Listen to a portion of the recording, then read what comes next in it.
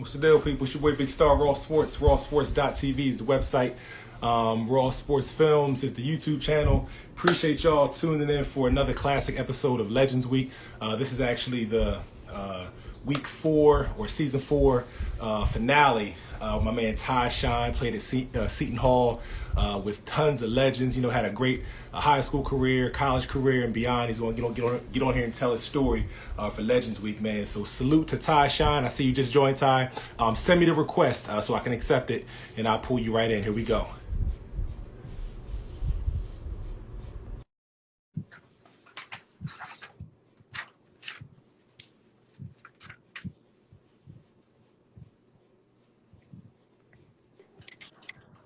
Legends Week with Ty Shine. Here he is. What's good, big dog? What's up, homie? What's going on with you, bro? I'm blessed, man. I can't complain, man. Thanks for joining us for Legends Week, man. It's a pleasure to have you, man. Thanks for having me, man. I appreciate it, man. I see you doing your thing. You're doing a good job with what you got going on, and I appreciate being on. You already know, man. Just want to let you know, man, from the top. Thank you. I can't thank you enough. Just for joining me, man, for allowing me the opportunity to, high school hoops and the history of high school hoops in our country and locally, all that kind of stuff. Like, that's my thing. That's my passion.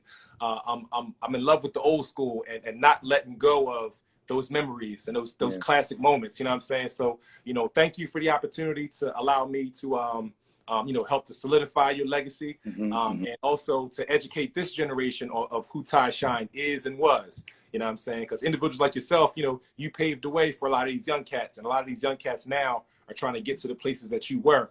So you telling your story, here on the platform means a lot, man. And and even those the individuals that were there that saw you doing your thing in high school, saw you doing your thing at Seton Hall, remember that game against Temple in the tournament. You know what I mean? I don't want people to forget about those moments, man. So thank you for joining me, man. All right, thanks for having me, man. Like I said, thanks. Yeah, you already know. Hey, so we're gonna get into the format is this. We're gonna get into a thing I call 10 random questions. Normally, we've been talking for upwards to over an hour. So when it gets to the first hour countdown, I'll just end this first one, save it, and then we'll pick right back up where we left off. And then at the very end, we're gonna have a nice little Q&A. Let the people, if anybody out there has any questions for you, I'll just let you go back and forth with the people for a little bit, and then that'll be that. All right. All right, so 10 random questions first. What was your favorite cartoon growing up? That's a great question. I probably would have to say Fred Flintstone. Flintstones, no doubt. Yeah. Most points you ever scored in a game at any level, like college, high school, summer leagues, anything? I would have to say probably like 35 in high school. 35 in high school? Yep. Got you. What's your favorite sports-related movie? Any sports-related movie from any era? It's so many, man. I was a big Hoosiers fan, man. You know what I'm saying? A lot of people don't, probably don't remember or watch Hoosiers, but that was a real good basketball movie, man. And that's probably, Hoosiers probably is, my favorite basketball or sports movie. Gosh, hey, if you don't mind, can you tilt the screen up a little bit so I can see it? Okay. There we go. All right, perfect. There we go.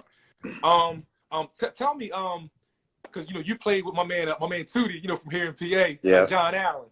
Yeah, tell me how good was Tootie, man? When you played with him 1 year at Seton Hall? Yeah, my senior year, he was a freshman. Now John was good, man. He was real good. I want to say John probably made one of the first rookie teams or his freshman year at Seton Hall. And then he's a good person, man. John was, we had a good friendship relationship, and I'm from Augusta, so that's where the EYBL Nike is. Yes. And then I see you be covering a lot of EYBL stuff. Yes. But John, he coached one of the teams that come down here sometimes to play. So I see him sometimes in the summertime. Matter of fact, is it the players? The players, the New Jersey players, Yep. So I see him down here. That's real big for our city, the EYBL Nike tournament, because going into my senior year was the first year that they had it. Gotcha. So we was the first teams that the very first Nike EYBL in Augusta. That was the first year that they had it. Oh, dope. And around what year was that? It was 96. Okay. I graduated in 97, so it was like I finished my 11th grade year. It was the summer, then going into my 12th grade year. So 96 was the first year. Elton Brand, that's when Riverside was killing everything. Him and Yeah. Eric Barkley and Ron Artest, they won it that year. But it Got was you. Got loaded. you. Baron Davis, it was crazy. Sheesh, good memories, man. In your area, and what area did you go? You went to high school in Georgia? Yep. What happened was I went to high school all 3 years here in Augusta, and then Okay. my last year I ended up going to high school in Cincinnati. In Ohio, correct? Yep. Yep. Gotcha. Yep. So coming up, whether it was like in the Georgia area where you may have spent the majority of your high school years, Hmm. who were some of the players, like local players that you looked up to, like kind of when you was earning your stripes, guys that may have been a couple years older than you, or just some local legends in your area? Uh, I don't know if you remember Chuck Graham. He played at Florida State with Sam Cassell, Bobby Searle, and those guys, and Okay. Charlie Ward. Yeah, he's from my hometown. He was like a big brother to me. He showed me, drills to work out, and he was just, and then he was nice on top of that. So that was one of the guys that I really, really looked up to. Chuck Graham, he played at Florida State. Got you. Got you. What was besides basketball? Are there any other sports that you played growing up? I mean, I was pretty good at all three sports: football, basketball, and baseball. So, basketball was just the one that I loved, the most. But it's crazy now. I watch the NFL more than college basketball or NBA basketball. So, but yeah, I played all three sports though. Got you. Who like throughout your like whenever you think about your entire career, summer leagues, college, high school, who sticks out as like possibly like some of the if you can identify one or just a few players that was just super tough that you had to guard, man. Um, I like when Khalid El-Amin, he was tough from Yeah, UConn. UConn. Yeah, Yeah. he was tough. He was confident. Troy Bell was nice from Boston College, Uh-huh. um, and Jason Williams from Duke. Of course. Yeah, 100%. yeah. Well, those were some of the guys that in the high school ranks. I mean, well, in the college ranks that we faced that was kind of tough guards that you had to pay attention to. 100%. Yeah. Yeah. Um, remind the people, man. Another one of our local guys, here in Pennsylvania. Rest in peace, Eddie Griffin. How Hmm. tough was Eddie Griffin, man? Eddie was tough, man. When he came into Seton Hall, he had a lot of high expectations. Uh, for him to be that size, that can shoot the ball and do things, kind of versatile. And his defense, Eddie blocked a lot of shots, man. Eddie might have set a freshman record, man. One Okay. of them Patrick Ewing records for blocks or something in the game. I'm not sure, but yeah, Eddie was talented. Yeah, for sure. Who was one of your favorite players growing up, NBA wise, that you watched? Kenny Anderson, man. If you ask anybody that know me, that's who I ain't seen that never better, man. If Kenny Anderson was on TV and Michael Jordan was on TV, I'm watching Kenny Anderson, man. I You know know, that's right. yeah, I was a big Kenny Anderson fan, man. I know that's right. Well, speaking of Michael Jordan, my last question, the 10 random questions.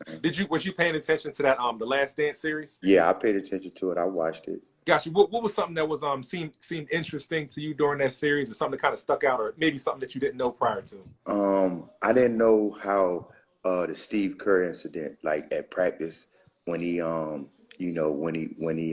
think he punched him or something like that. That was something that unless well maybe because I was young and really wasn't paying attention to the media like that, but I don't know. Yeah. It just seemed like that was something that they kept you know behind closed doors, and Hmm. that was one of the things that really stuck out to me in the Last Dance.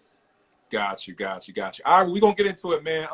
You know what I like to do, you know, here with the legends, you know, on the show is you know, just give you the freedom just to kind of tell your story. Obviously, I have some questions prepared, but I'll just interject them, you know, whenever necessary. But if you can, man, just, you know, let myself and the viewers know, just, you know, kind of reintroduce yourself and just start from the beginning, man, and just tell us where the Well, Taj story begins, man. well, you know, I'm from Augusta, Georgia. Um, we like an hour and a half away from Atlanta, and you know, basketball was just something I always, you know, loved to do at a young age. And you know, to me, when I was coming up, basketball was like far as the high school ranks was a northern thing, really. You know what I'm Mm-hmm. saying? It really like AAU, and you know, if you look at all the guys that do the rankings and that's on the McDonald's All American ballot, those guys are, you know, from the north. Uh-huh. So coming up in high school, I was, you know, privileged enough to, you know, go to ABCD, and now Uh-huh. prior to that, you know, we was going to big tournaments like big time out in Vegas, and you know, being from a small town, that was one of the things, the outlets of me, you know, to get nationally attention, you know, in high school and stuff like that. So Mm-hmm. that was that. After Cincinnati, I went to Milford Academy, a prep school. Got you. Zach Marbury, Steph Marbury brother was there. Mm-hmm. Abdul Mills from Providence. Um, it was a nice school, you know what I'm saying? And what happened was I had to go there because I didn't have my ACT or SCT scores. Okay. So soon as I passed that, I could have played in college in the second half of the season. So Okay. what happened was Tim Floyd, he was at Iowa State at the time. I don't know if you remember him. He used to coach the Chicago Bulls, Tim Okay. Floyd. And he was at Iowa State at the time. And he came to one of my prep school games, and he needed a point guard bad. Got you. So he flew me out, you know, for my visit. And he wanted me to start the, the college season, the second half of college. So I would have Got just you. left prep school and went straight to, because I passed my test scores. Got So I was real close to doing it. And this was you. before Jamal Tinsley had, you know, went there like a couple of years before he signed. And, you know, it was just real far away from home. And I always Mm-hmm. wanted to play in the Big East. Got you. So, like I said, I was real close to doing it. And then I didn't want to waste a whole year on playing just a half a year. Exactly. Makes So sense. Yeah. I went to Seton Hall in the second half of the school year. You know, got started in school and was practicing with the squad. And then my freshman year, it went well. I ended up starting like the last like 8 to 10 games of the season, and we snuck into the NIT Got that you. my freshman year. And then Yeah, your freshman year was Shaheen Holloway there as well? yep, that was Shy Got junior year. got you, got you, got And you. like I said, I end up like the last 8 to 10 games end up, you know, starting. Like I said, we snuck into the NIT. I think we lost in either first or second round that year. And then that sophomore season came up. Hmm. And that was Shah's senior year, Shaheen's senior year. And that's Got when you. we made it to the NCAA tournament that year. And Yeah. And y'all had, if you can, put it in perspective, man. Before you know, pause right there, but keep your thought. Who was your teammates? Describe the team um, at that time.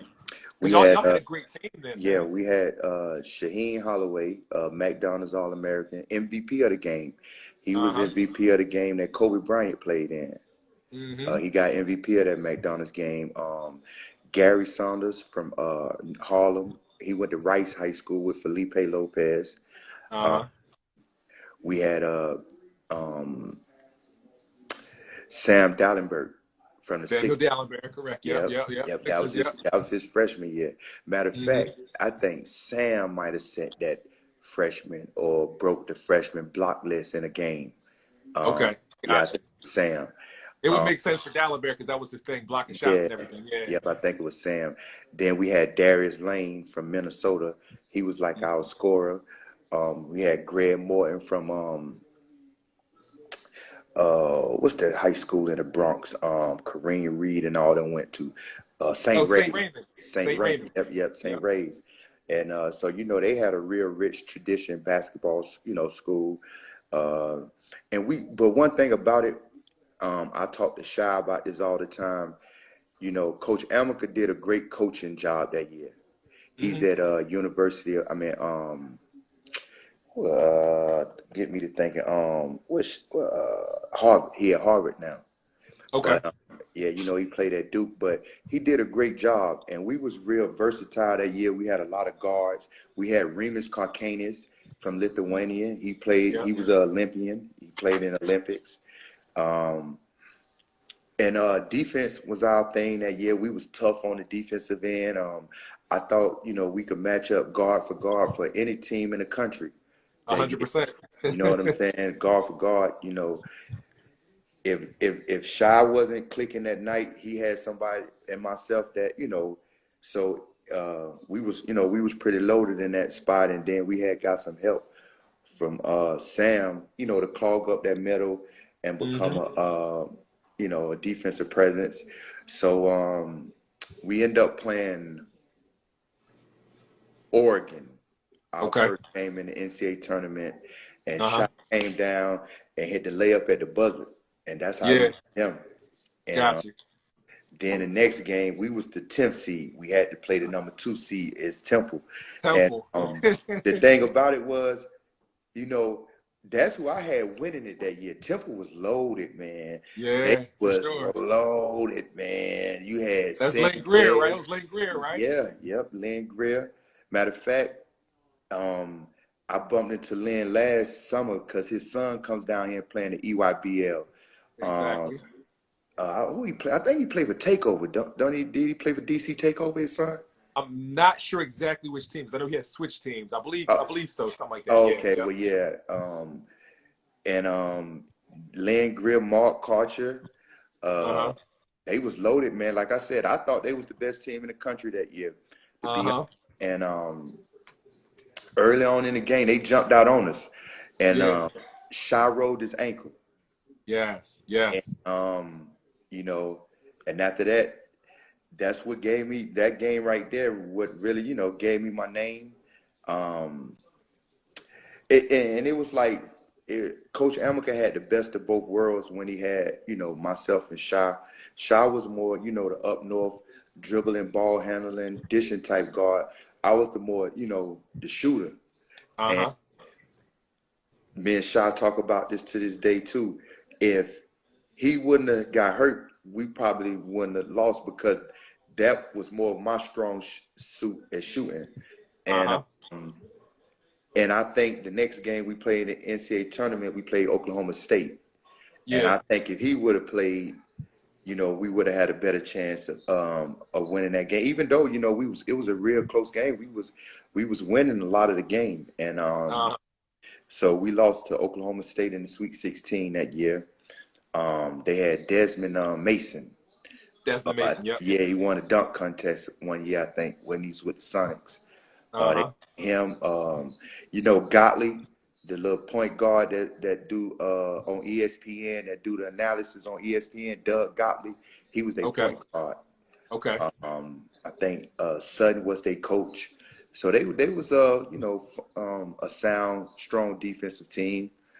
And then that ended our my sophomore year. Then my junior year, we came into the preseason with a lot of hype. Mm-hmm. We had signed 2 McDonald All-Americans, and we came off of Like what? Andre Barrett or no? yep, yep, Andre Andre Barrett. Barrett and Eddie Griffin, and Gotcha. Gotcha. we I think we was like top 8 in the country. Well, we was in the top 10 preseason that year. Um, we was like the cover boys. I was on the cover of the ESPN magazine and I like saw that. two I saw that. two other magazines. Darius was on the cover of Streets and Smith. I think Dick Vitale was heavy on y'all, coming into that Yeah, season too. Dickie V yeah, was talking about y'all a lot. yep. And it didn't go as planned, man. We had a lot of egos at the time. You know, Okay. you had some freshmen that were, they earned their stripes on the high school level. You know, being a McDonald's All-American, that's like the highest award you probably can get in high Yeah. school. And you had some upperclassmen that, felt like, Of course. we can They rock and paid their roll as dues. well. Yeah. Yeah. And I think, Coach Amica, at that particular time, he was that was like his fourth, fifth year coaching. Hmm. So I think that was kind of new to him, coming in with high expectations. You know, you could rarely get a college team to get two McDonald All-Americans in the same year. Exactly. Then Eddie came in with a lot of pressure and a lot of expectations. It was really saying that even before he got there, that it was going to be one and done. Got you. So that's a lot of pressure, A hundred. on Yep. anybody. You know what I'm saying? Each game, you feel like it's a target on your back. You feel like you really can't have a bad outing and stuff like that. So it was a lot of ingredients to that situation that didn't pan out Okay. that good. So the junior year was kind of rocky, up and downs. It was a lot of like controversy with the team and things like that. And did we make it to the NIT that year? Yep, we did. We lost to Okay. Alabama. Okay. Uh, the first round in Alabama. We lost to Yeah. Alabama. My junior year. That's what ended our season. Okay. And Eddie and Sam Dallenberg left that particular year. To the NBA. Yep, they left for the NBA. So then comes up my senior year, John Allen. Uh, that was a different coach. We had Lewis Orr at the particular time. That was his Okay. first year. His first year at Seton Hall, my senior year. Coach Hamilton had left and went to Michigan. Okay. So the senior year, it was I don't know if you ever pay attention like to NFL when they say a quarterback changes offensive coordinators. He has to get used to the offensive coordinator system. That was Of kind of course. what it was that senior year. For 3 years, you've been used to the same plays, how this Hmm. coach run practice, how he does Exactly. his off-season workouts and stuff like that. So it was a little different change in the difference of coaching. And it's crazy just how this basketball world is. Coach Orr, he's at Georgetown now, assistant under Okay. Henry Ewing.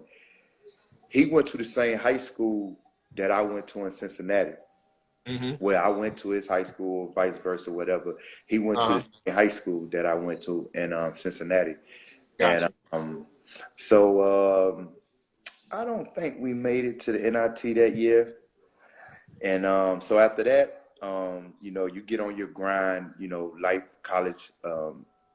life after college, you know what I'm Yeah. saying? And Yeah. when you're in college, you just worrying about that. Where I was just worrying about that NBA, that NBA. Uh-huh.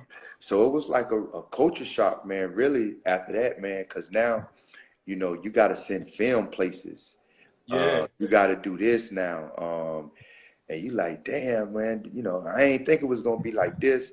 Yeah. Yeah. So, I went through the little minor league thing because overseas, I really wasn't really feeling, going overseas like that.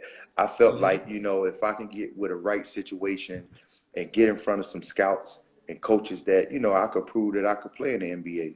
Uh-huh. Um, Like, was you working with an agent, or you was kind of doing a lot on your own, or what? but yeah, it was an agent, but it wasn't a real powerful guy. And Okay. um, and so I was kind of, pretty much kind of doing it on my own. Okay.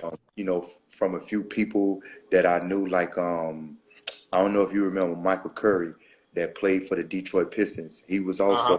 also the president for the Players Association, Okay. and the years he spent in the league, and he's from my hometown. Okay. So I was chatting with him, and so I went through the minor league route, the ABA. Mm-hmm. We played for the New Jersey Squires. Uh, Got you. I'm familiar with them. and Yep. yep, and Zach Marbury was on my team at that Mm-hmm. particular time. Who else we had? We had some other good guys on our team at that time. I can't remember. And then I went from there, and then the next year I played in the NBDL. Okay. I played with the North Charleston Low Gators Okay. out of Charleston.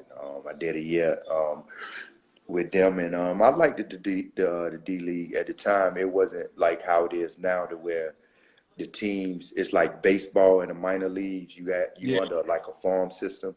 It wasn't like that at the time. It was still the NBDL, and they might only had like maybe 6 or 8 teams or something at that particular time. And it was loaded though. It was real Mm-hmm. loaded. I had this guy on my team, T.L. Brown. He Okay. played for the Lakers. God, he Mm-hmm. was nice. Omar Cook was in the league. He wasn't on my team. Him and Terrell McIntyre. Okay. Matt Barnes. Matt Barnes, of course. Yep. All Yep. of them was on the same team. They was on Wow. 15. Yep. Wow. And I think one of them big boys from Georgetown, Buche, it was one of them Boucher, guys. Boucher. Yeah. Yeah. Yeah, they was pretty loaded. And So for you, like during that experience, like that's pretty much just still filling up your resume to be able to yeah, have I guess film and a resume builder. So your goal was still to try to make it to the highest level, like to the NBA or something. yeah, and that's Okay. why I was kind of stuck on the NBA. I mean, at the time, and Mike Curry, he kind of encouraged the go overseas. You know what I'm Okay. saying? But to me, and maybe I should have listened. I don't know, but to me, that was like a way of giving up. You know what I I'm understand. saying? But um, that was the journey that he took, though. You know what I'm Okay. saying? He went to minor leagues, Mm-hmm. overseas, Mm-hmm. and that's how his journey got to the NBA. You know what Uh-huh. I'm saying? I just felt like, man, you going over there, you already pretty much saying it's over with. It ain't, this is just what you finna start doing. Coming over here for 6 to 8 months out to 10 months out the year, then coming home. So that was just my train of thought. Yeah. And after that, it was this other little minor league that they had just came about and started, and we was in this team in Rome, Georgia. Okay. And Theo Ratliff, he was the guy that owned the team.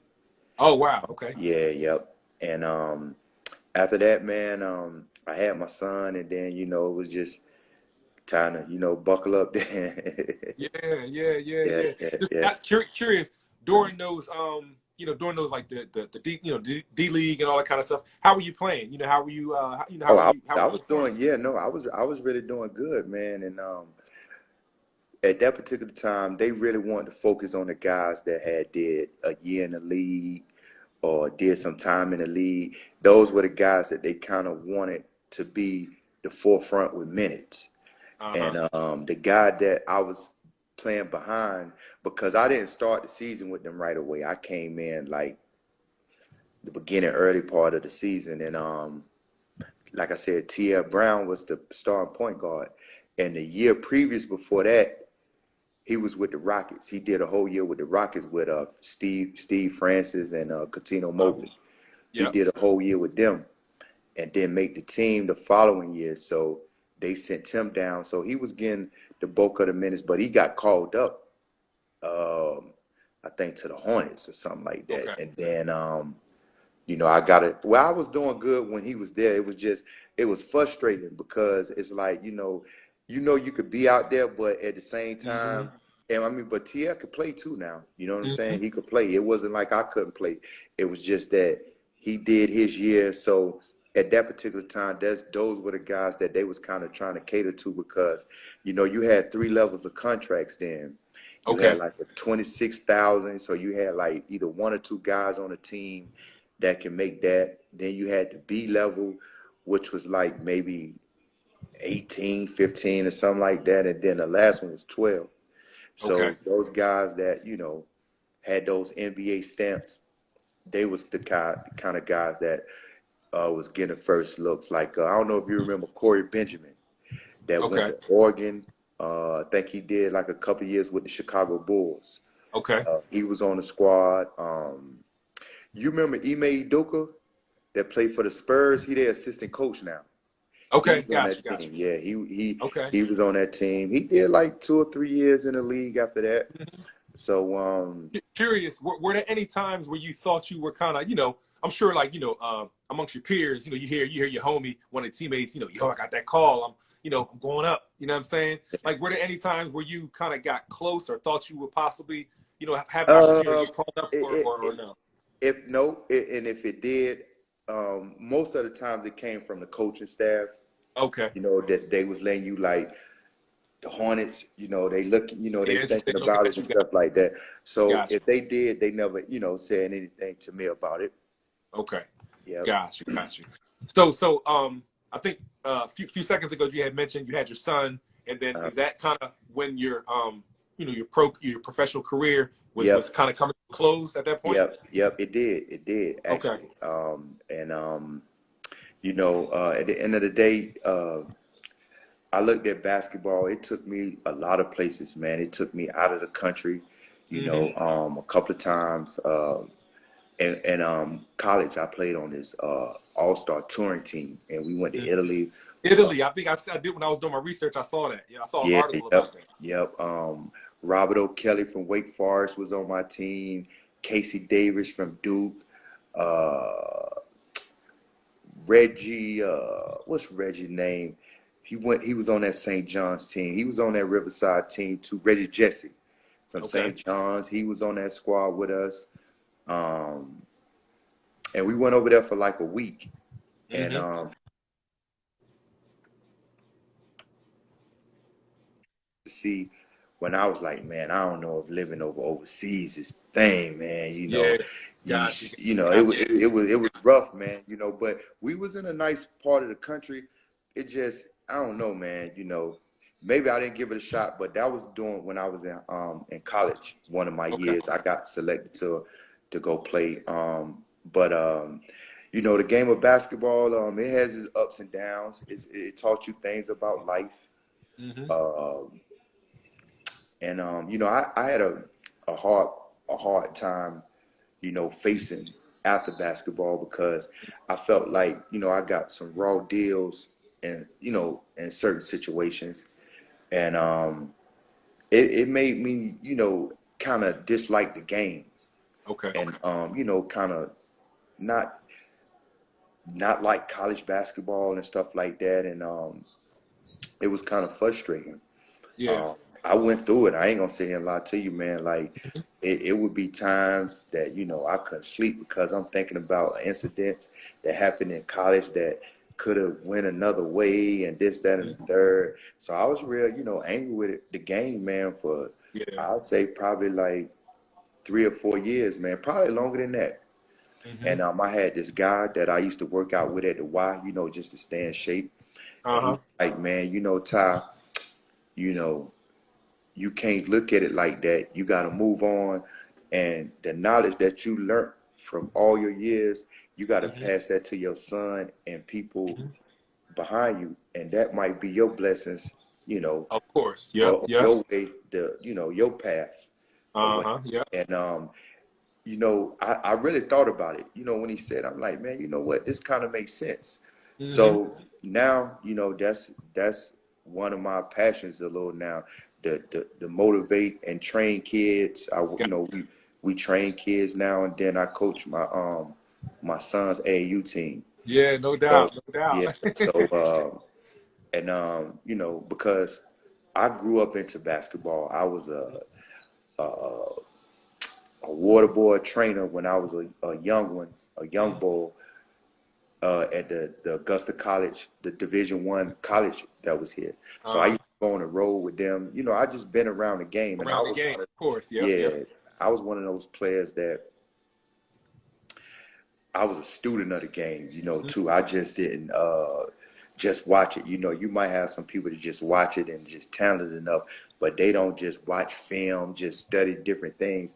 And that was one of my things. So I just, get a kick out of now, man, trying to train these kids and just teach them things that, when they get on the next level or they get up on higher levels, they could be already equipped too. You know what I'm saying? Gotcha. Yeah. Hey, well, let's go. Let's go back. let's go back a couple steps, a couple chapters.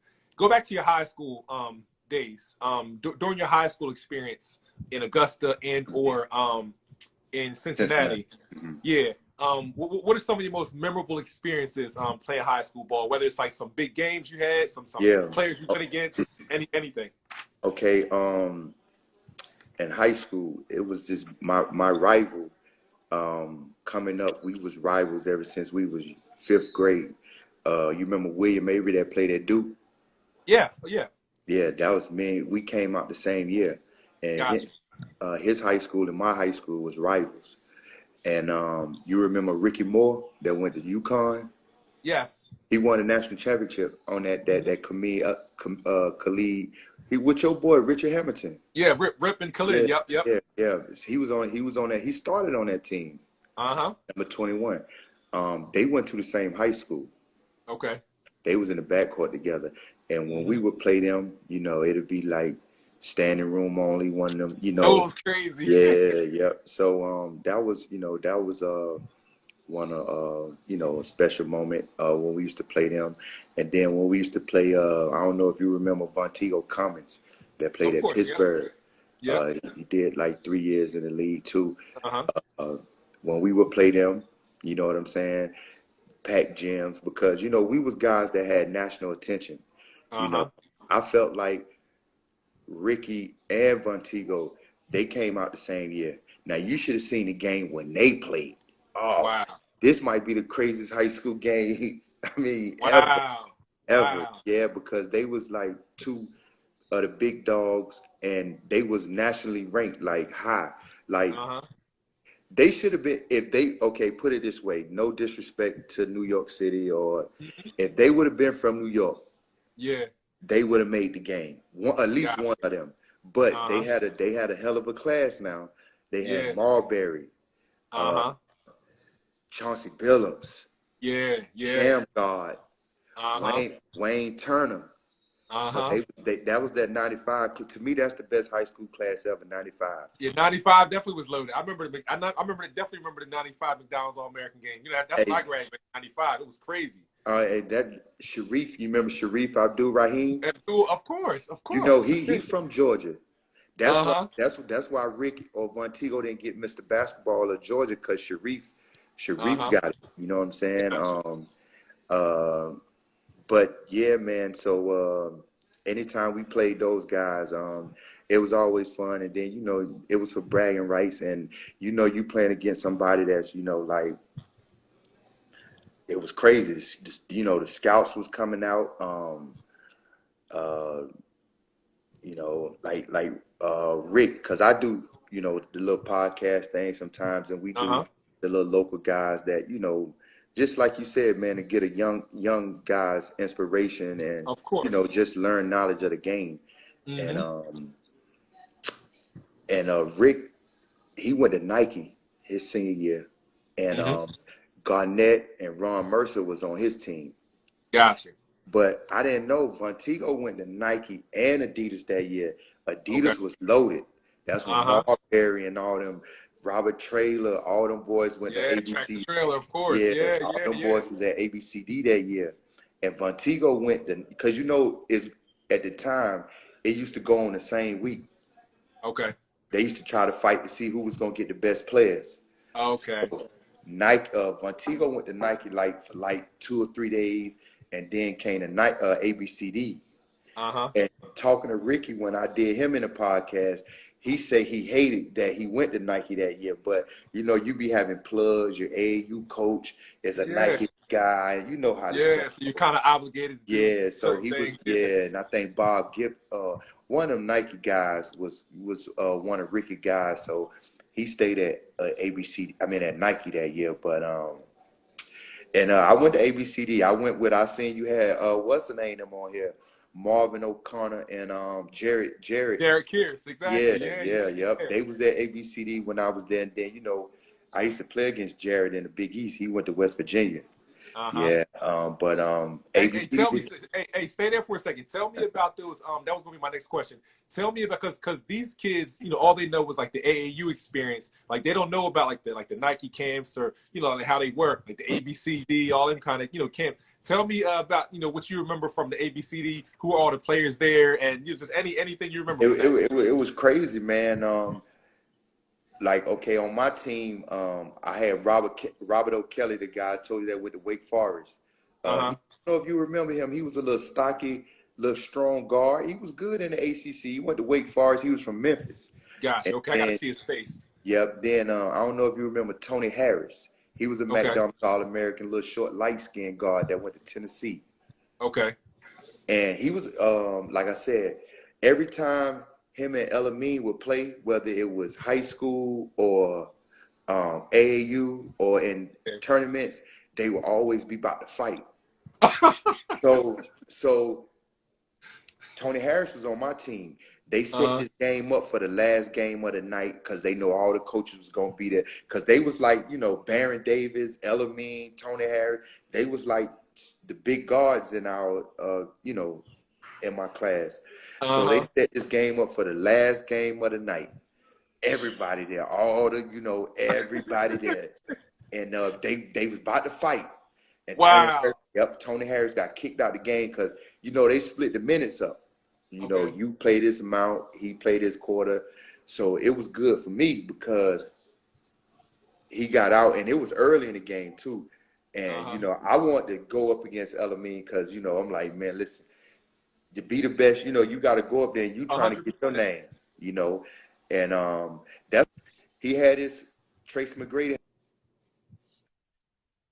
had his coming out party at Okay. ABCD that year. He wasn't ranked or nothing coming into that, and he Uh-huh. exploded. You had Lamar Odom, Dion Glover, um, Tracy McGrady. It was loaded, man. ABCD was loaded that year, man, and Mhm. that was one of my basketball experiences that I'll never forget too, though. ABCD, man, because you meeting with the best kids across the country. Like I Mhm. said, Marvin O'Connor, them, they was there that year. All the Philly boys was hanging together. Um, it was a great experience, man. It was a great experience for me. That's what's up. What and you played AAU as well? Yep, I played with at the time I was playing with Team Georgia. That was like Okay. the best team in the state of Georgia. They would get all the the best kids from around the area. Sharif played with them, Ricky Montego. Well, of course we bounced around, but that's who I played AAU with, and we went out to the Vegas Adidas tournament called Big Time. It's like Uh-huh. the YBL, but Uh-huh. it's Vegas. And I went 2 years in a row to that. That was crazy. That's why I played against Kobe at the first time. He Got played. you, got you. He had a lot of guys. I think some of them guys had went to Notre Dame. Some of them little point guards that was from the little Philadelphia, Pennsylvania area that was on his AAU team. Okay. He really didn't have that much help, but he was killing that year. Yeah, Uh, what do you remember about and you said you played against him out in yeah, Vegas? we played against a team that year. He What do had you like tell me what you remember about that game? crazy. I think he had like 30 and probably didn't even play the fourth quarter or something like that. And like I said, he didn't really have a whole lot of talent on his team. I'm trying to think, did Rip play with them at that particular time? I'm not sure. But we played them Uh-huh. out in Vegas. They beat us pretty bad too. But Okay. like I said, big time, it was loaded that year. It was loaded. Yep. And Got you. that's a legendary tournament too, though. That's from a kid like me, when you see John Thompson in the stands and Bobby Knight, you know, as a kid, man, that's an adrenaline rush, especially, if you a guy that watched college basketball, grew up in the college, watching it, you see those guys and they come in and watch you play or watch somebody play. Man, that's one of the best feelings in the world, man. Exactly. Exactly. Hey, one of my favorite you didn't know it, but one of my favorite players in high school, one of my favorite guards of all time that I actually watched and saw with my eyes was Shaheen Holloway. Hmm. Um, I remember, seeing him like during his high school days, and we have this tournament in Pennsylvania. It's called the Donofrio Classic, where after the high school seasons are over, it's like a pretty much an all-star tournament. You know what I'm saying? So they last like 4 weeks. It's like a little final. It's like a little Sweet 16 kind of thing. And I saw Shaheen Holloway play up there a couple years. He played with a team from New Jersey, dog, and he was just dog. The stuff he was doing in high school in this tournament, watching him was just ridiculous, man. So I mean, this is special, because you had experiences with him. That's your homie and everything. But tell me what it was like playing with him in practice and just watching him, as a player, man. And because everyone knows like with the injuries and kind of how his career, went. But just talk about how good he was, man. Nah, Shaw was the truth, man. It was tough guarding him. He was just he was nice, man. And it was a dog, a pit bull that you had to fight with every day at practice. You know what I'm saying? He was quick. His ball handling was crazy. And like I said, he was tough. And that was another guy. Every time him and Khalid Elamine played, they was about to fight. They was fight. Oh man, they hated each other, man. They hated, but both of them was the same type of player, confident, and you know what I'm saying. They ain't trying to take nothing from nobody. Backing down, talking trash. Yeah. So it was tough, and it was something that was good every day. And when I got to Seton Hall, jump shot really wasn't really wasn't his main focus. Yeah. So like I said, now my freshman year, he my man and all that, but I had to take his spot, and he had to sit down, you know what I'm saying, and watch. Gotcha. And that was something he wasn't used to. You know what I'm saying? I'm in his backyard, as far as shot from New York, but he went to high school in Jersey. So now all his friends, his family, oh, you done let this freshman come take your spot. Yeah, for him. Yeah. So he I knew it was gonna be rough for him, man. He a fighter, you know what I'm saying? And like I said, I'm in his backyard, a kid from Georgia.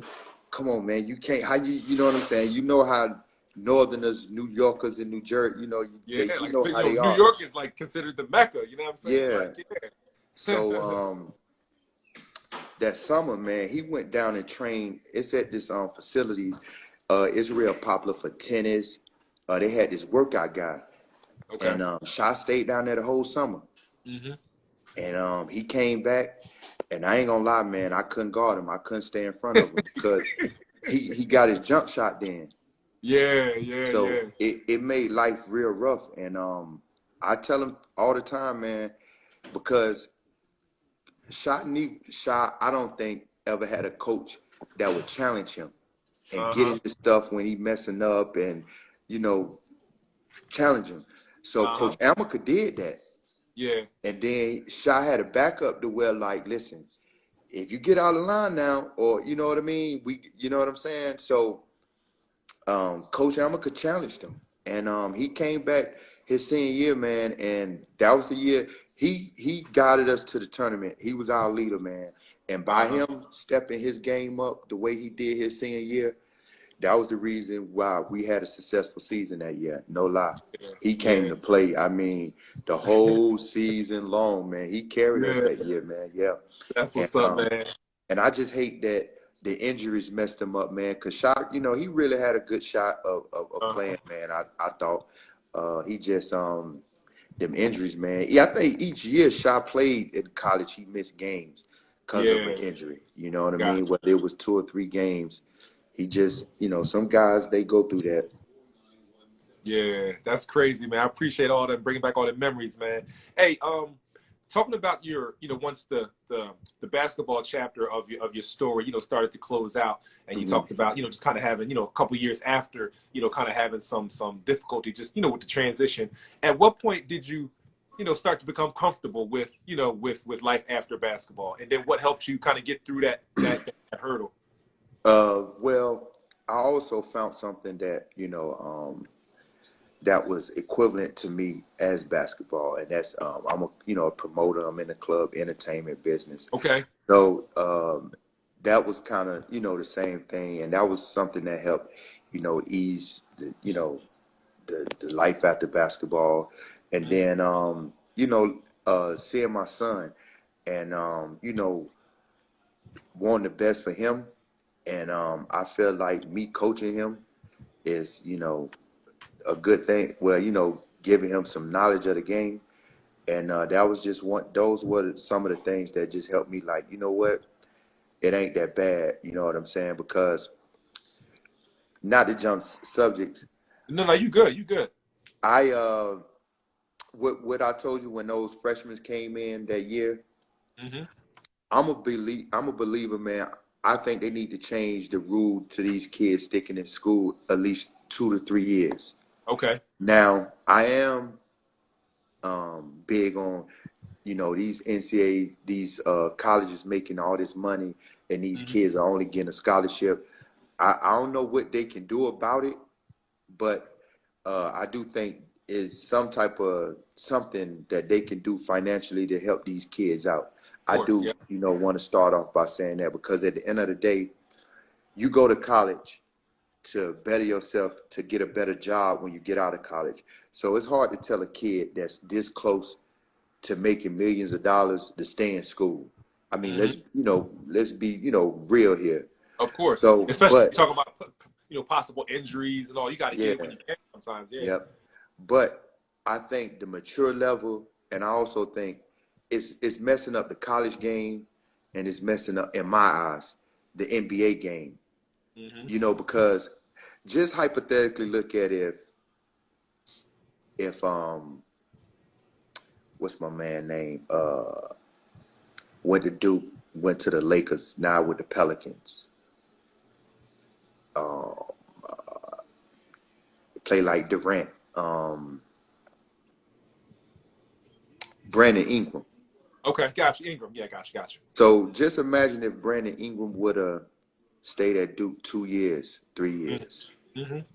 I don't think he would struggle as much his rookie year and had the up and down pains that he did if he would have, you know what I'm saying? Yeah. Gotcha. Gotcha. If he would have did a lead, because Coach K people don't know, you learn so much about the game of basketball. Okay, when you come from high school to college, in high school, one or two dribbles, you to the basket, or it's so easy to beat your man. Uh huh. When you get to college, it's help side defense. It's help your defender. So it's Yep. harder to score when you in. So it's a transition. You know what I'm saying? Yep. And I think when you rush to jump into that NBA, you miss that coaching. Uh And huh. to me, college basketball ain't that college basketball that you and I used to watch. Yeah. When Yeah. Chris Webber was in the Big Ten with Glenn Robinson, Big Dog Robinson. Ken Hmm. Anderson was at Georgia Tech. Shaq then was at LSU with Chris Jackson and them. Uh huh. It college it don't really look exciting like back in the day college basketball. And Hmm. I think with all these kids just rushing to try to hurry up and make make that money, I think it is hurting both games in my eyes. Yeah, And I then I'm remember. I mean, one of the things that I remember was when opened up a magazine, a sports magazine, and you looked at rosters or just articles or whatever, and you would see it wasn't uncommon to see behind somebody's name, junior, senior. You know what I'm saying? Like and these were players that went on to be, you know, NBA, Hall of Famers. You know what I'm saying? Guys stayed in college, and then like the NBA was an older league. You know what I'm saying? There was a lot of grown men. You know what I'm saying? But now things have gotten younger and younger and younger. Kind of to your point. and then I'm hearing, well, it might already done changed to where they can come out after high school now, Yeah, I right? believe so. It's here or it's coming. Yeah, for Coming, sure. yeah. So I just I really think, you know what I mean, man, they hurting the game.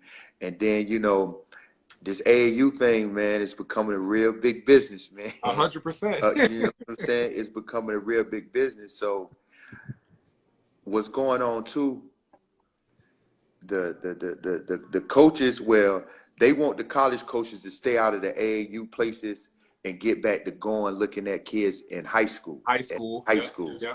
You know, because if you're on the EYBL circuit, what I need to go to your high school games for? You Exactly. know what I'm 100%. saying? Yeah. What do A I need to go one-stop to your? shop. You just go down to the Peace Jam, take your notes, see everybody, and do your deals. Yep. But okay, it's my my coach Rob Jackson. He recruited me to come to Seton Hall. He's from the Uh-huh. Philadelphia area, and he's a scout for the Spurs now.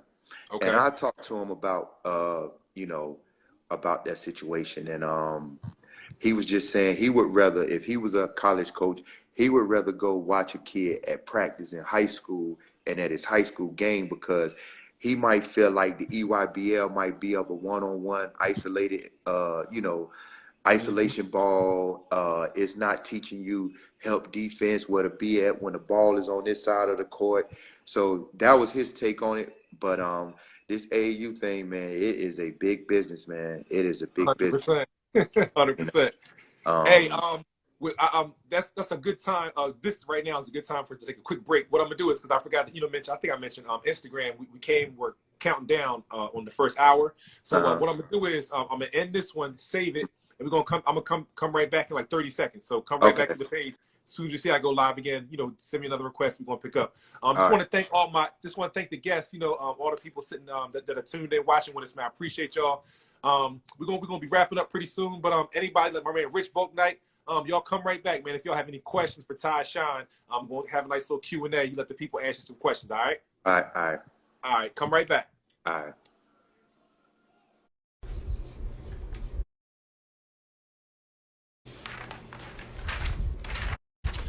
Hey, we back. It's your boy Big Star, Raw Sports, rawsports.tv. Legends Week Grand Finale. My man Ty Shine, who played at Seton Hall. He's going through his stories, man. Telling the history, man. A lot of great stories, man. This cat, he's definitely got a great history, man. He gave a lot to the culture. I just have a few more questions for Ty, once he joins. And then, anybody that's interested in Ty's story, or, wants to know some things about his history or his path, or, players he played, whatever it is that you want to know, shoot my man Ty some questions, and we're going to have a nice little Q&A before we wrap up. So just waiting for this request to come in. And anybody who's watched any of the previous, who missed in the previous interview stories, you could see them on the website.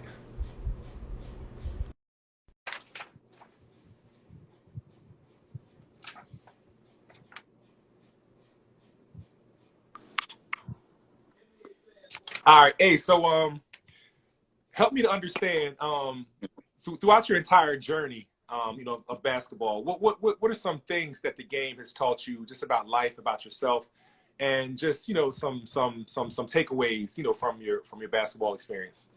Um, it teach you about, patience. You know, not to give up. You know what I'm saying? Because like I said,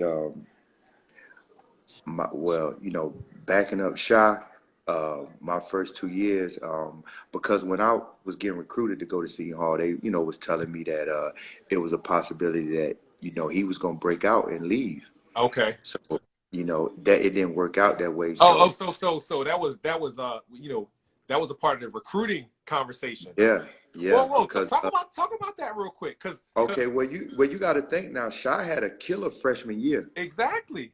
He had a killer freshman year, so it was kind of talks that he was thinking about leaving then. Okay. And then he came back, and that was his sophomore year. That was Coach Amaker's first year with Shy. Uh-huh.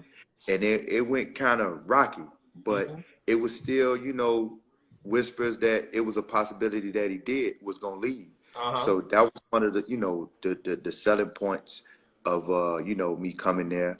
So But so so it was kind of sold to you that, hey, Shaheen Holloway, he made transition, so this is kind of going to be your thing, and so yeah, that's what you were believing. That's what yep, yep. got you. So it didn't really work out that way. So I don't think Coach Amaker could have went wrong probably either way. But So I just had to be patient. I mean, I was always playing, Uh-huh. but you wanted more minutes, and everybody want to start, man. Yeah, yeah, yeah. That's what So that was just it. So I just had to learn, patience, man, and that's just with life. You got when you got younger kids, man. You have to be patient. Yeah, if you And can stay there for a second, because just in case any younger players watching now, because the big thing now is, I mean, I appreciate you mentioning this because this is one of the questions that I had. The big thing now is, the transfer portal. Things ain't working out. Guys is jumping in the transfer portal oh and they leaving. man, So talk about your thoughts about the transfer portal versus like in your situation, and tell the younger generation the importance of like, because there's nothing wrong with waiting your turn yeah, and that adversity and going through it. You know what I'm saying? yep. It's that saying, man, walking by faith and not by not by sight. Mm-hmm. And it's hard to have faith, man, Yeah. especially when things not, you know what I'm saying? Especially when things not going right. You could be down to your last. Yeah. But if you don't have faith, or you dream or whatever, um, you got to be tough to have faith. Just put it Yeah. that way. Yeah. So that's just one of the things that I have, had, and like I can remember that press conference after the Temple game. Uh-huh. That sometimes good things come for those who wait. Uh-huh. And I had wait, and and that happened. But like just far as you saying what the game has taught you, like I said, it just teach me about patience, faith, uh and just hard work.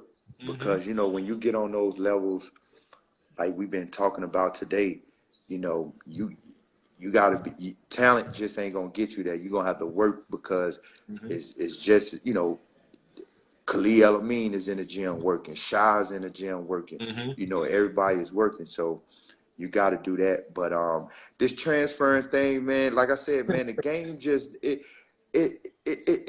don't like it. I'm gonna be just straight up Nah, honest be with you. honest. Talk your talk.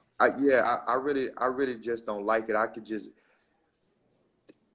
to me, man, they giving these kids too much uh, power, I think, at an early age.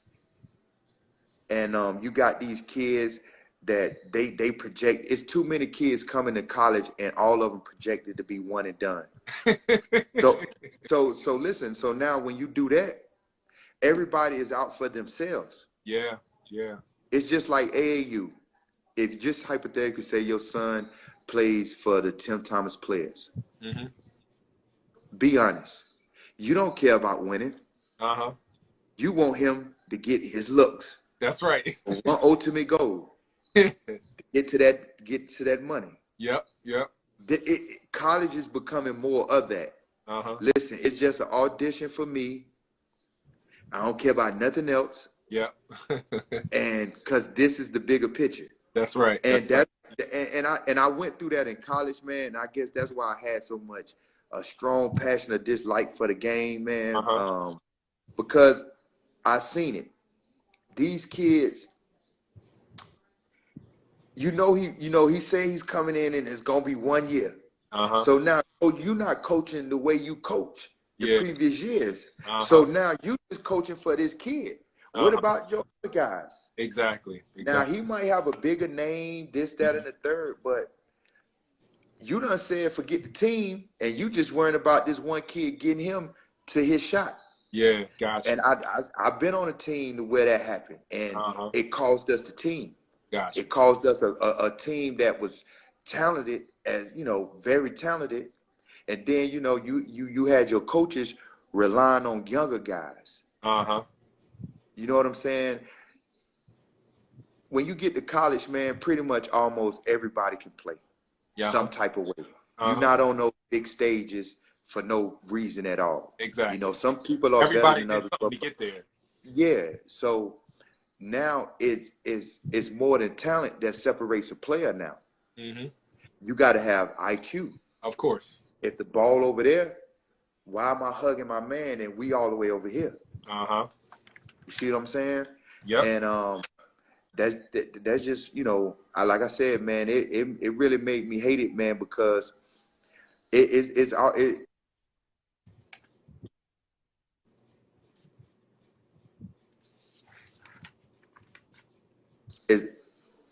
it's all about, to that main, which the goal, but it's just more individual now.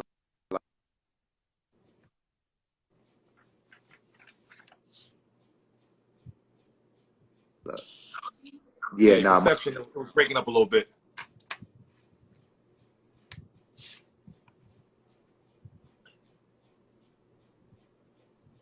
Hey, if you can hear me, Ty, I can't hear you. It's breaking up. The reception's breaking up a little bit. yeah, that's just what I was saying, Can you hear? man. Yeah, I can hear you Yeah, I now. could. I can hear you now. Okay, so yeah, it was just one of them things, man, to where that transfer and stuff. If it don't work out for a kid, they leaving right away. I just, I don't know, man. It's just making the game real tough, man, because it's more about business and more about, self.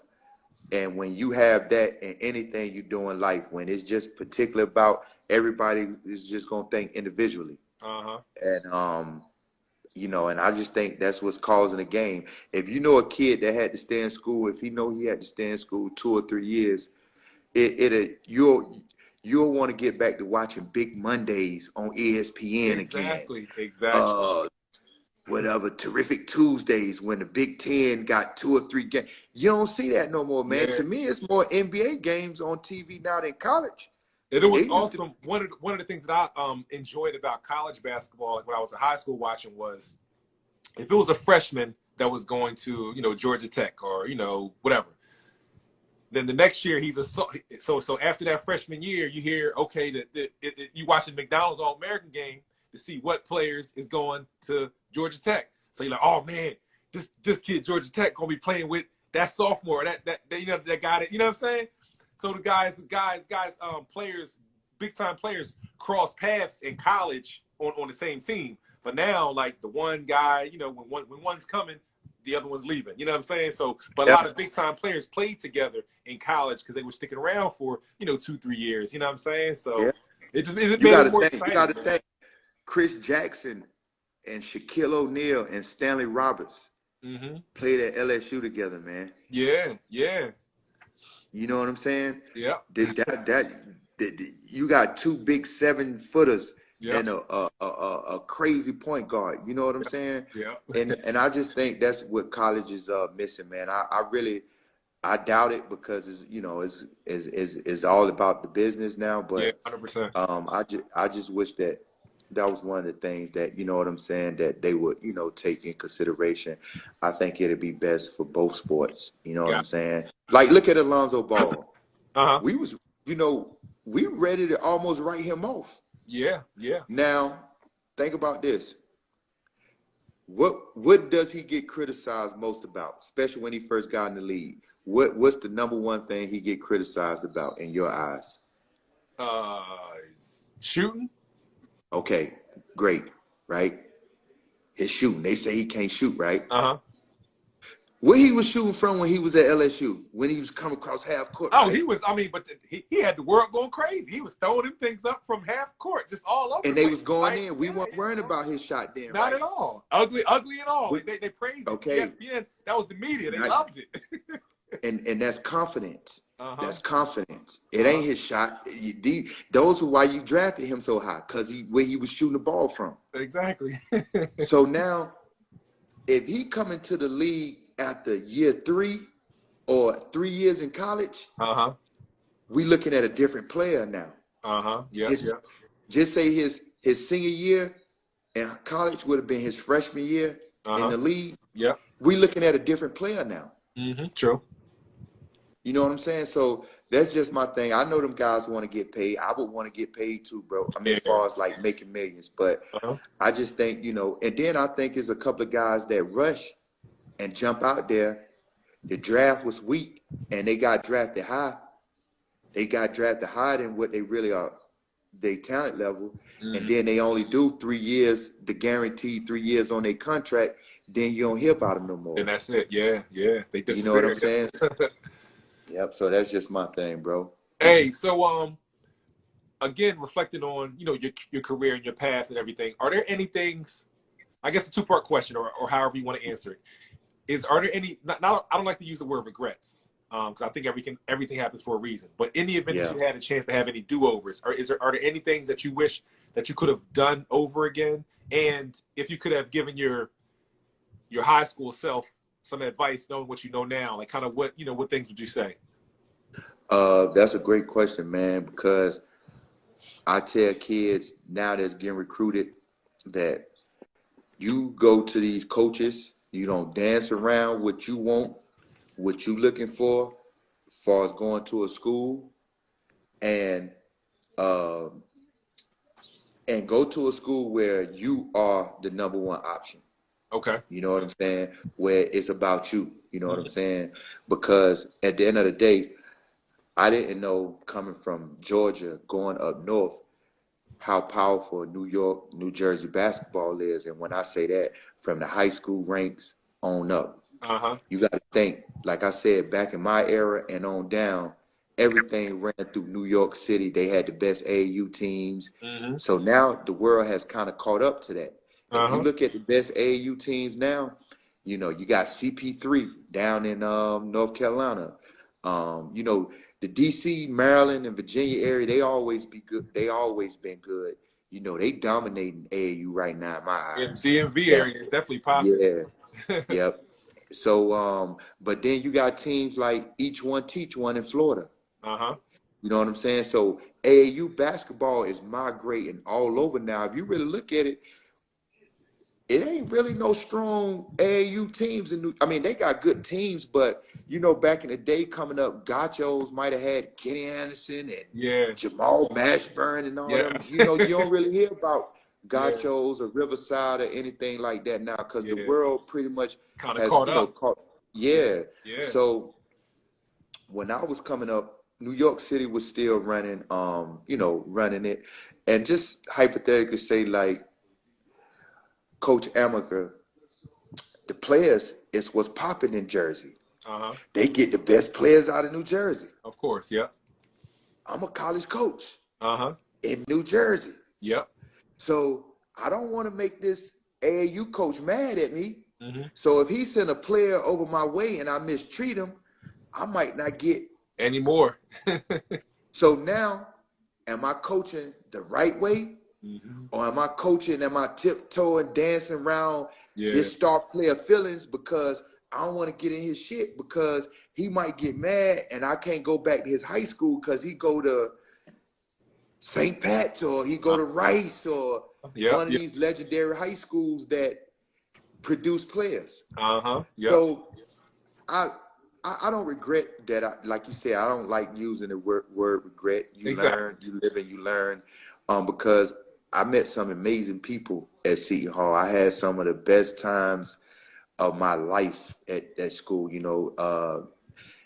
As you get older, you wish you could go back to those days where you was complaining about it wasn't nothing to do. Yeah. The campus was boring. You'll kill right now to go back to those days. Yeah. And so I don't want to use the word regret, but if I kind of maybe probably would have stayed home or went to school, in my backyard to where I would have been the guy that, would have got and not taking nothing away from nobody. So don't, Uh-huh. Yeah. I 100%. just know the powerfulness of being in those areas. Your high school coach, if he's respected amongst the college peers and the national rank, the people that rank the players, he could make a call. Of course. And not to hypothetically say Bobby Crimmins at Georgia Tech. Uh-huh. Listen, I got this 6'5" guy that can play. Crimmins might trust him just off listening to that coach Of course. and never seen this kid play before. Mm-hmm. I have known kids to get signed like that because they high school coach was legendary. You got to Uh-huh. think, Kenny Anderson and Kenny Smith, a high school coach, Jack Curran at Archbishop Malloy. He passed away now. He had a ballot on the McDonald's All-American game. Uh-huh. Uh-huh. A high school coach now, Yeah. but he was, he produced great players and he Talent. had great knowledge of the game. Yep. Yep. But he might could still get somebody in a college that they might not be equipped for. Just off his endorsement. Yeah. Yeah.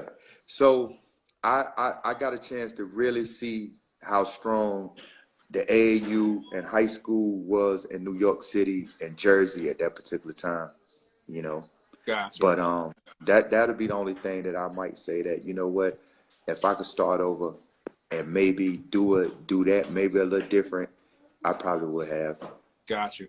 Hey, one of my last questions, man, and I just want to thank you, man, for being so transparent, man. Just giving up your story. This has been a blessing, man. It's this last hour plus, and also for the viewers that are watching, if anybody has any questions for Tyshawn about his legacy, his career, just anything you want to know about Ty, start typing your questions now, because and I'll answer them as Ty will answer them as soon as they pop up. Hey, your man. I seen your man on here the other day. We played against him my freshman year, Donnie Carr. Yeah, the legend. Yeah.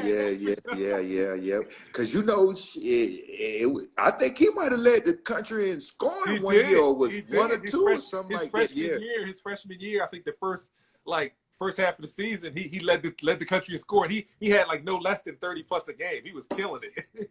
Yeah. And we was talking trash my freshman year. No, we played LaSalle, my freshman year in because in the Big East, a lot of people don't know. I don't know if it's still like this, to where you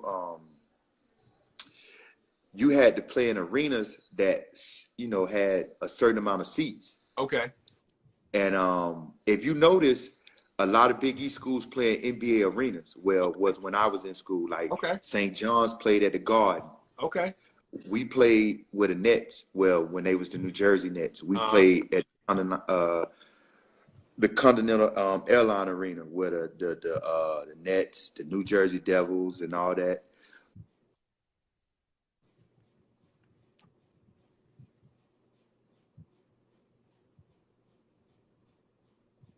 Yeah, my bad. You can hear me?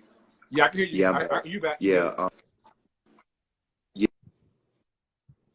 Yeah, Georgetown played with the Wizards. Exactly. And Miami, the University of Miami, when we was in the Big East, they played where the Heat played at. The old arena. So that was just one of the things too, man. Got you. Hey, but so no, go ahead. But Donnie, he was nice, man. He was nice. Sure. I always liked those Philly guys, though, man. I always DC, Philly guys, and New York guys. Those some of the guys that they always had legendary players, man. I'm gonna tell you another one of my favorite guys, Jerome Allen. Pooh Allen, for sure. He was the legend. Pooh Allen, man. Yeah, man. Philly and legend, see, there. I would bump into him when he was coaching, and he coached his old college, and he would come down here to the Peach Jam. And I'll be like, yo, man, listen.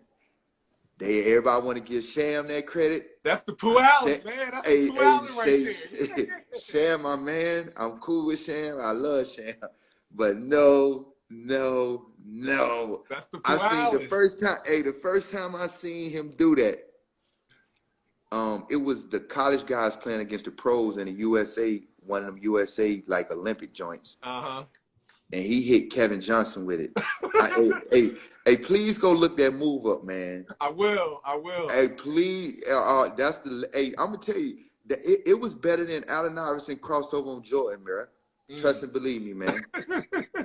Trust me. In Philadelphia, he's people. They definitely recognize real. All the hoopers know Pooh Allen, man. Like, his legacy is it's etched in stone, man. Everybody knows Pooh Allen. Every time I see him, he'll laugh. Every year I bump into him, because I go over there. I take my son over there. They be wanting to see all these high school kids that that's on Instagram. Gotcha. And we'll go over there and watch. And I see some of the guys. Well, a lot of the guys that I played with now, they're coaches and stuff like that. It's almost like a family reunion for you. Yeah, yep. And I would see him, before he started coaching in the NBA.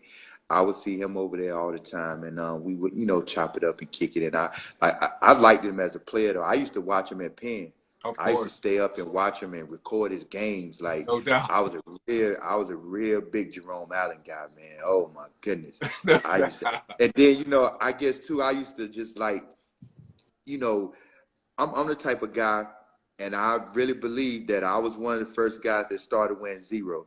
It wasn't, if you really go back, people weren't wearing zero like that, but he used to wear number 53, and I thought that was ill too. You know what I'm saying? No doubt. You don't really find nobody that wearing a number 53 in Uh-huh. college. But Uh-huh. I think it's a story behind. I think his grandmother, Okay. something he said about that story, man. But Got you. yeah, I'm a big Pooh Allen guy, man. I like him a lot. No doubt. Hey, so one of the last questions I have, man, before I, open up to the people to ask you any questions if anybody has any. It's a lot of it's really valuable and rich to have an individual like like yourself on here who has all your experiences, man. So I like to bridge the gap between yourself and like the younger players of today. So for example, it's local Pennsylvania area players that are going off to play some big time basketball. Like Mm-hmm. AJ Hogarth, he's from Coatesville where Rip Hamilton played, but he went to Huntington Prep, and then down a couple states away. But he's going to Michigan State. One of the best, guards we had in the Philly, Pennsylvania area this year was Jameer Brickus. Also, he played from Coatesville. He's going to LaSalle. So send a message. What advice would you have for high school kids that are making the transition to college? What are some things that they know that they need to be aware of, man? Basketball wise, any pitfalls that they that you know what I mean that may be there. Some Yeah. pains, help them to avoid some pitfalls. Give them some advice, man. Some rude Well, awakenings that may be waiting for them. Anything. well, like I said earlier that about the picking the right school, man. That's to me, that's the most important. That's the first and foremost thing, picking the right school. And when those guys come to your house to meet y'all parents to give y'all that rundown, look them in their eyes. You know what I'm saying? Make sure you get the respect and make sure what they telling you, that you feel like they're gonna honor what they telling you, long as you hold up to your end as Uh-huh. far as producing or playing and being the best player that you could be. And then too, I would tell a lot of those guys to where if you get babied in high school, your coach is, don't fuss at you, be rude awakening. If you go to one of those big time schools and you got a coach that is a non-nonsense coach, Yeah. and he might tell you something that we can't repeat on here, that you know what I'm saying, and because his coach is like that, and Yeah. people don't know, man. Calhoun, that was at UConn. Georgetown. I mean at UConn. UConn. Yeah. Oh man, he might call your mama the name. Oh, hey, I mean, he on the court. Like, if you bring the ball up, you run a pick and roll on the side. He on the side, you motherfucker. You know what I'm saying?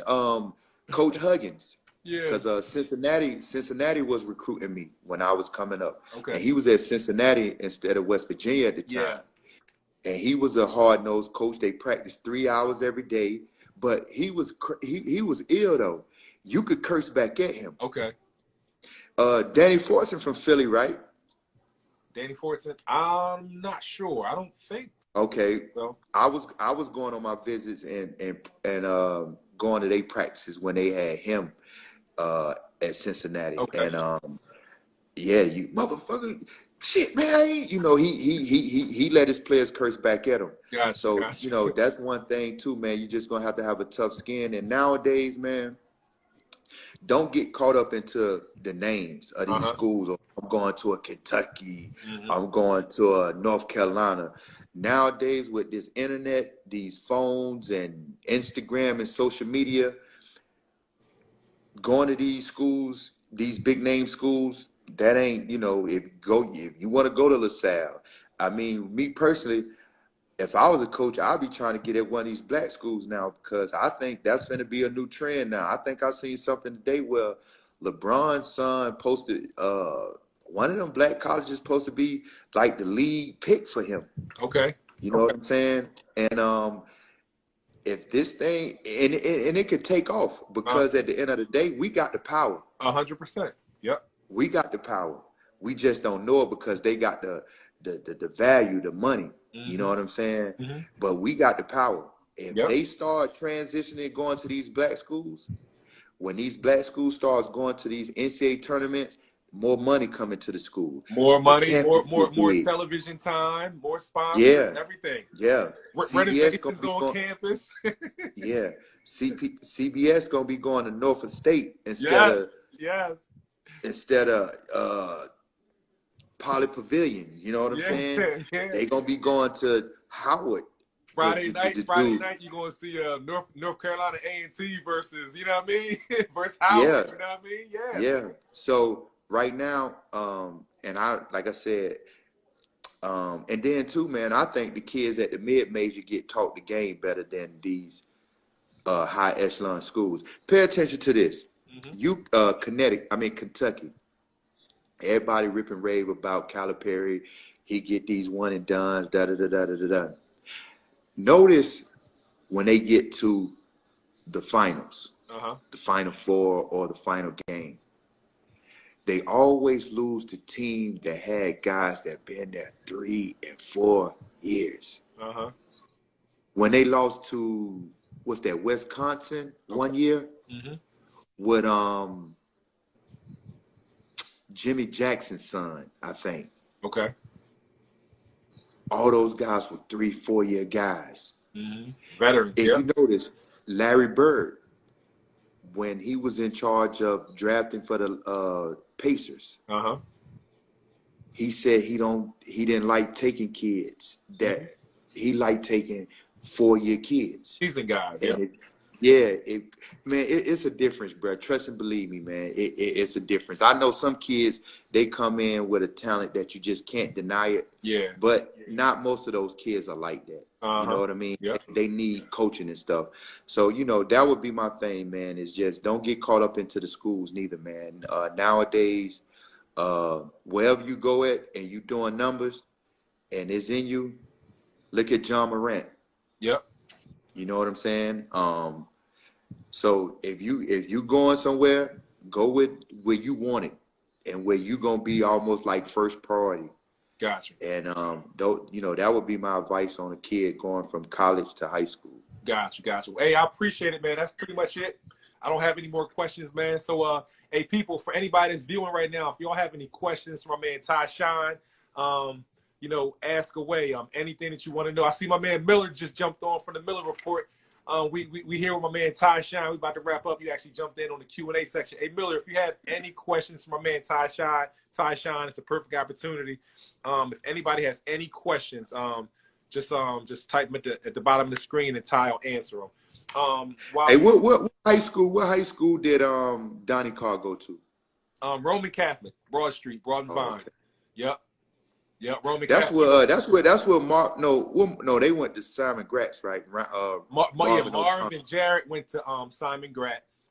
Yep. Yeah, Flip Murray went to like Strawberry Mansion, but Donnie Carr, Roman Catholic has a long history. That's where Russell Butler went there. Larry Kentner and Eddie Griffin. That's where Eddie Griffin. Eddie went to Roman as well. Yeah. What is it? Is it an EYBL Philadelphia team? A team in Philly? Yeah. Team Final is the EYBL team. Team Final. Team Final. Yeah. Team Finals EYBL. And are they loaded? Yeah. Throughout history, they were always loaded. That's where remember Tyreek Evans that was in the league. Tyreek Evans. Yeah. He was. I think Team Final. He was on the original Team Final team. So from then on, it was just tons of legends like Cam Reddish. That's with the Atlanta Hawks now. Cam Reddish was Team Final. I don't know Rondé Jefferson that played with the Brooklyn Nets. He was Team Final. Pretty much they would have a lot of the best players from the PA area and beyond. But they were always loaded throughout the year. They definitely have tons of NBA players that came that were birthed out of the Final for sure. Who's their coach? Different levels. I'm not sure exactly. Okay. Yeah, because I haven't followed them a lot lately. But but these days it's hard to keep track because they got the 17U, the 6. It's all the different, all the different levels. Yeah, and it's a few. it's AAU is pretty much just like everywhere else. It's per square block. It's like 50 AAU teams, but Yeah. it's a few really solid AAU programs out of the Philadelphia area. Kalo Elite, Kyle Lowry's sponsored team. Kalo Oh, Elite, okay. yeah, Kalo Elite, Philly Pride. And they're on different circuits, I believe. I think Kalo may be Adidas. I think Philly Pride may be like on the Under Armour. You know what I mean? So it's all kind of spread up. Split up or whatever. But Yeah. yeah.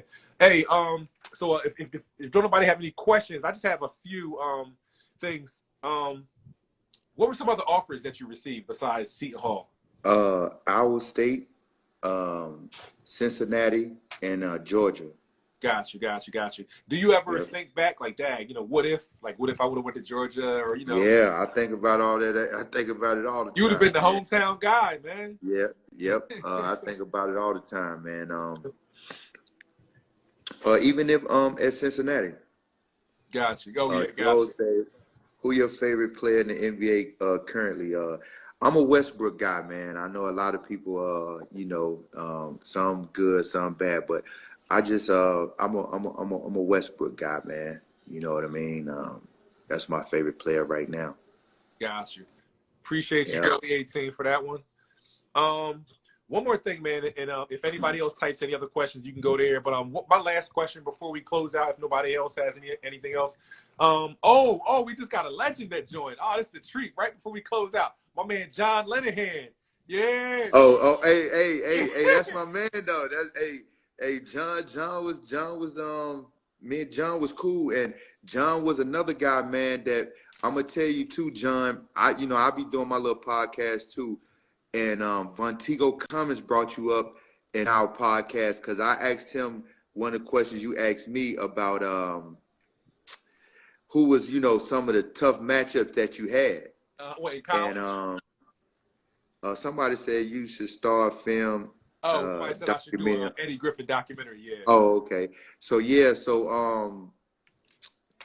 Vontigo was like, Ty really didn't have any guys that just, was tough that gave me problems like that. But you remember this little motherfucking man out of Providence, man, Linehan. I was like, yeah. But see, every time, like, he's the only player that I seen get New York point guards hell, like kicking the ball in the stands, trying to get it up. Him and Shy used to be about to fight. They used to be, yes. He gave Andre Barrett tough times picking up full court. But I used to like I liked the Linehan game, man. He was a tough defender, man. Yeah, hey John Linehan, if you still on, man, ask those question at my man Ty Shine. Come on, Linehan, I see you on. Yeah. Show my man a question, man. Any question, ask us something good before we tune out. But see, John, he played with my man though that I went to prep school with, Abdul Mills. Okay. You know what I'm saying? They was at Providence together. Got you. Hey, what else? We talked about it earlier, but it's a really big topic, man. Give me a few more words. Like, I was going to ask you your thoughts and your opinion on a lot of our top players, young men of color going to HBCUs, like the one guy Maker or whatever, he's going to Howard. It's a lot of other kids that have talked about going to Howard, and like that's the especially with the social issues, what I'm saying, with the racism, everything that's going on right now in the country. Like our kids, black kids want to feel safe. You know what I'm saying? So some people will feel safe. It just kind of fits the narrative to go to a black school where you're more valuable, love to see it, valued man. and everything. Like, what do you think about what do you think about that, man? And then the way I think it's dope, man. I think it's kind of really something that they should. You see the kid Mikey, I think his name Mikey Williams, the high school kid. Yep, he's one that I see talking on social media.